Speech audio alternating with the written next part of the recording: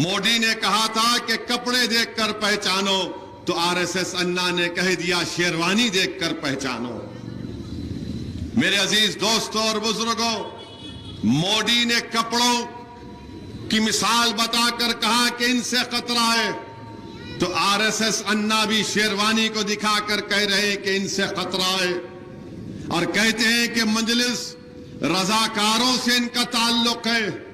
अरे आरएसएस अन्ना, तुम सियासत में चेपिद्दी का शेरवा हो, तुम तारीख को नहीं जानते। अरे तुम तेलंगाना में दोर्रलू की सियासत कर रहे हो, रेड्डी गारू, दोर्रलू तो तुम हो। अरे मजलिस का ताल्लुक कोई रजाकारों से ना था ना कभी है, तुम हमारी तारीख को नहीं जानते। अरे अगर तुम कह रहे हो कि मजलिस का ताल्लुक उनसे है, तो इंदिरा गांधी दारुसलाम में क्यों आई थी? शिवशंकर साहब के इलेक्शन में इंदिरा गांधी क्यों आई थी? अगर तुम कपड़ों को निशाना बना रहे हो, तो मालूम हुआ कि तुम नफरत करते हो शेरवानी टोपी पहनने वालों से। तो जो लोग सर पर टोपी और चेहरे पर दाढ़ी रखते हैं, ये कांग्रेस का सदर उनसे नफरत करता है।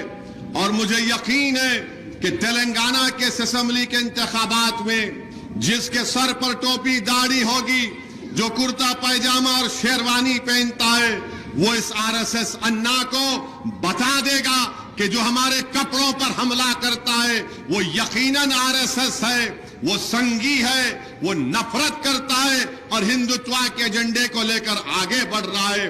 अरे तुम्हारे पास बोलने को कुछ नहीं है, तो तुम हमारे कपड़ों पर आ जाते, तो कभी हमारी दाढ़ी पर आ जाते, तो कभी हमारे टोपी पर आ जाते, और उसके बाद होता क्या?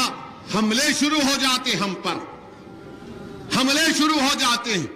तो इसको बोलते हैं अंग्रेजी में डॉग विजिल पॉलिटिक्स, यानी कुत्ते की सीटी की सियासत इसको कहते हैं, तर्जुमा अगर करो तो। Dog vigil politics, hate politics, ये कांग्रेस का सदर कर रहा है। तुम्हारी नफरत दिख कर आ रही है तुम्हारे बयानात से। मुझे यकीन है कि तेलंगाना के बाशऊर और बाखबर लोग तुम्हारी इस डॉग विजिल पॉलिटिक्स का जवाब देगी।